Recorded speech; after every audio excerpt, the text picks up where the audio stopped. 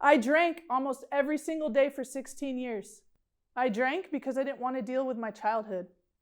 My mom tortured me, and I had this huge hole inside of me that I was trying to fill with something, and I chose alcohol. I remember my first drink like it was yesterday. The cup was in my hand, it was filled with beer, and I wanted to drink it so bad, but I knew that I shouldn't. I knew that my mom was a violent alcoholic and her father was also an alcoholic. And I knew what could possibly happen, but I made the choice, I made the decision. Nobody forced me to drink it. And I took that sip. And it changed everything. I continued trying to fill that hole with relationships. I traveled all throughout the country. I was in 7 different states looking for love. From relationship to relationship to relationship to relationship. I was in California, Florida, DC, Virginia, Ohio, everywhere. Girl to girl to girl to girl to girl. I couldn't fill that hole. I allowed my childhood to define who I was. One of the worst decisions I feel like I made in my life was I put myself in prison. I was used to the blood, to the violence, to the police in my childhood. I was used to being in that constant hypervigilant state. So that's what I chose for my career. The insanity of it all. Alcohol caused so much pain. I got assaulted by an inmate. That's how my career ended. I ended up getting retired. It was one of the best and worst things that ever happened to me. It was voluntary in line. That's where the inmates could come in from the yard if they wanted to.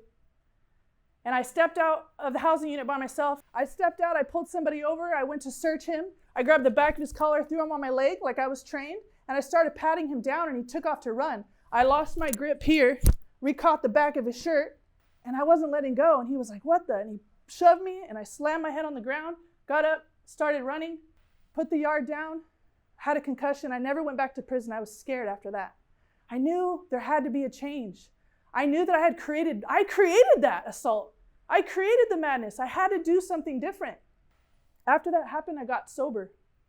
I almost died from COVID-19 in July of 2020.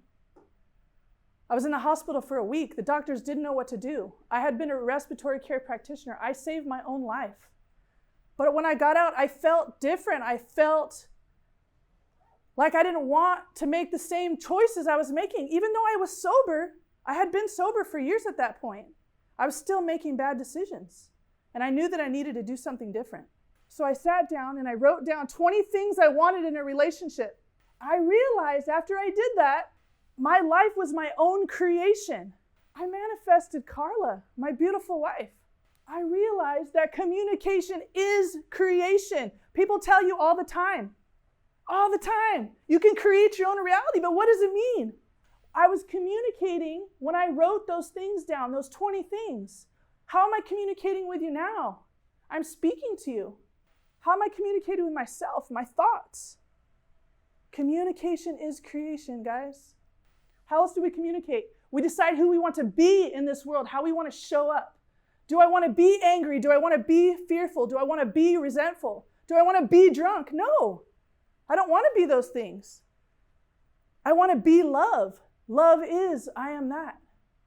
I get to choose that. I get to create my life. I get to be joyful. I choose to be committed. I chose to be a motivational speaker and a life coach so I could impact and empower people. All the people on the planet, billions and billions of people. I'd like to leave you with this. I am not the product of my circumstances. I am the product of my decisions, says Stephen Covey. Thank you. Thank you, thank you, thank you. Thank you so much. Thank you.